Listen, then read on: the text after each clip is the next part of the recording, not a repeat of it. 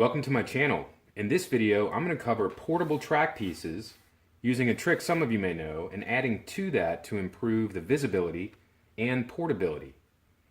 Now, if you don't have a regular track that you can run on or keep permanently set up, a great little trick is to use window blinds. These are actually for sliding glass doors. Levelor would be a good example of a company that makes these. I got this at Lowe's. I think it was the Lowe's brand. About 20 bucks for a pack of 20 of these. And they come in lengths. I think 82 inches was what I got. Get the longest you can. The longer the better. Now, these work great. They're light. They're very portable. You can drive over them with a car and they're pretty much fine. The only challenge is they're a little boring. You end up with just white laid out. And they are kind of challenging to carry around because the 82-inch length makes these very floppy. They're like a big piece of spaghetti. And when you have several pieces of these, trying to put them in your car, carry them around, it's just kind of a struggle. So here's my answer to that. This is an example of taking those blinds and adding a little bit of color and articulation to make a proper corner to help identify the apex of the corner from the regular part of the straightaway. Very simple to do. Let me show you the process I did it in. So I take the 20 pack that you get of these. I would recommend taking 3, maybe 4 at most to make your corners out of. I made too many. Originally I used 6 pieces or so and I ended up with too many corners and not enough straightaway pieces. You can always make more corners. You can't go backwards. So to make this corner piece, what you want to do is find some tape you like. I like this vinyl safety tape. Red and white's pretty typical for a corner apex. You can use black and yellow, or if you want, you can use duct tape. Comes in a whole bunch of different styles. Really all you're looking to do is make a visual differentiation between your corner and your straightaway. So step 1 is lay out your tape right down the middle. Try to get most of your air bubbles out.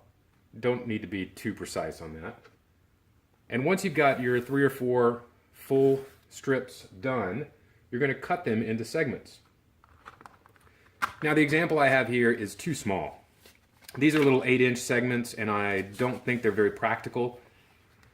To use more in an outdoor setting or a standard track, let me grab this example here, which is roughly 18 inches to 2 feet per segment. It's kind of hard to manage in this small area, but you get the drift of what I'm looking at there, pun intended. So once you've got your tape laid out and you've chosen your lengths to cut them into, 18 to 24 inches recommended, you're going to then round out all your corners. So what you want to do is take each square end and round everything off and do that for all of your pieces. Then you're going to drill a hole. I think this might be 3/16. It's fairly small. I'm using an M3 nut for reference there. You can actually drill by stacking them up. You can drill them all together at once. I think I did about 25 pieces in one fell swoop with the drill. Turn them over on the other side, knock them down, and drill them through. Now, I was not very precise in measuring. If you want to get really precise, you can use a compass on your ends. You can make sure every piece is identical. But honestly, it doesn't matter. The reason for rounding out the ends, by the way, is to make sure that when your joints are articulating, you don't have any pieces sticking out. If you left this as a rectangle, you would have bits sticking out that could catch wheels, and it just doesn't look as good. So once you've cut it into segments, you've rounded off your corners, you've now drilled your holes. The last piece is to assemble. And the recommendation is to use a fish scale pattern and keep it running in the same direction on your overlap. That's how you get this whole jackknife ability to, or switchblade ability to store this very easily. Now I had originally used plastic bolts and plastic nuts left over from some quadcopters, but they proved to not be very durable. The plastic backed out or broke. So I'm now using, I think these are M3 by 8 maybe, or M3 by 6 with a little lock nut bolt. I got the bolts at Lowe's as well, just to make sure they don't ever come off. And advantage of the metal is there's a little bit of extra weight to help hold this down. So you really don't need a lot of tape once you lay the track down. It kind of sticks itself to the ground fairly well.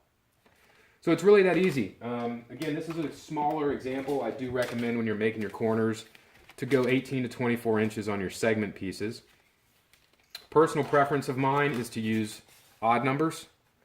I like to have my apex a little bit flat. If you use even numbers, you'll end up with your apex being a point. Completely personal preference for you. I do have a couple of twofer pieces that I use if I want to make a slight change in a straightaway.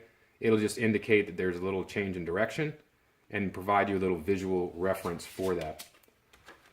If you have any comments, suggestions, things to add to this, I'd love to hear them. If you like this video, please subscribe, and we'll see you out on the track.